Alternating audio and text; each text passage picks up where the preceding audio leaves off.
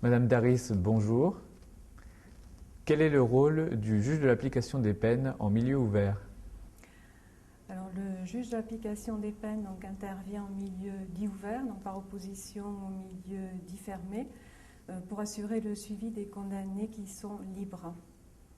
C'est-à-dire qu'ils sont, bien que condamnés à des peines d'emprisonnement, ces peines ne sont pas mises à exécution, soit parce qu'elles sont destinées à être aménagées, soit parce qu'elles sont alternatives à l'incarcération, comme les sursis avec mise à l'épreuve, sursis avec obligation de travail d'intérêt général, ou parce qu'elles sont destinées à assurer dans le cadre de peines restrictives de liberté une surveillance du condamné après la peine, notamment pour les infractions de nature sexuelle ou d'atteinte à la personne qui sont très graves. Quels sont vos interlocuteurs? Alors, les interlocuteurs, ce sont tout d'abord le procureur de la République, puisque c'est lui qui nous adresse les dossiers pour exécution et pour suivi. Ensuite, de façon privilégiée, bien sûr, c'est le SPIP, un service pénitentiaire d'insertion et de probation, qui agit en milieu fermé et aussi en milieu ouvert, donc pour assurer le suivi des condamnés aux peines que j'ai indiquées. Donc tout l'intérêt de travailler avec le SPIP, c'est d'arriver à une collaboration dans l'intérêt du condamné, mais aussi pour respecter les intérêts de la société et les intérêts des victimes. Le juge d'application des peines peut donner des directives.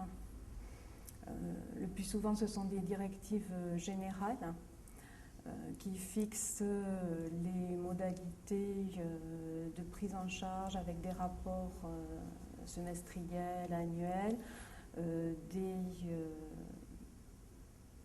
des suivis plus soutenus pour les auteurs d'infractions sexuelles, par exemple. Et il peut y avoir aussi des directives particulières lorsque le juge de l'application des peines rencontre, donc, dans le cadre d'une notification des obligations, les condamnés.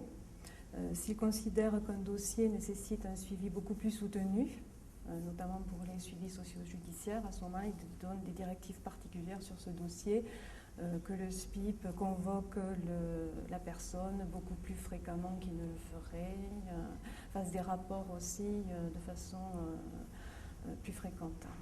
Autre partenaire du juge d'application des peines, ce sont les associations et les collectivités publiques donc, qui interviennent pour permettre la mise en place du travail d'intérêt général.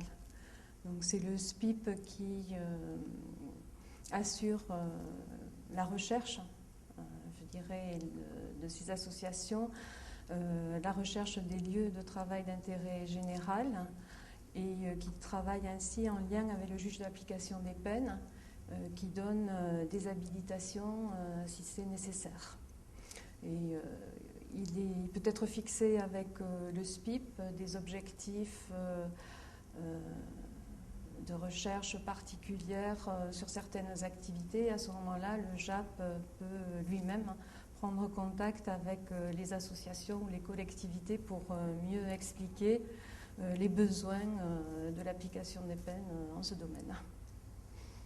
Madame Daris, merci. Merci à vous.